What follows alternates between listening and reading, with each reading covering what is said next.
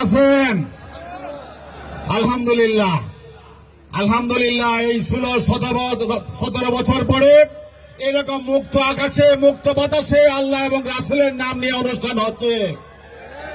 আমরা যেতে পারি নাই কোন অনুষ্ঠানে। আলেমদেরকে রাস্তা আটকে দেওয়া হতো, তাদের সামনে থেকে মাইক সরিয়ে নেওয়া হতো, তাদেরকে গ্রেপ্তার করা হতো। আমরা বিজয় অর্জন করেছি 5ই আগস্ট, বিজয় অর্জন করি নাই। কিন্তু এই যে ফ্যাসিস্ট আশ্রয় নিয়েছে হিন্দুস্তানে, ওইখানে বসে ষড়যন্ত্র করছে বাংলাদেশের বিরুদ্ধে।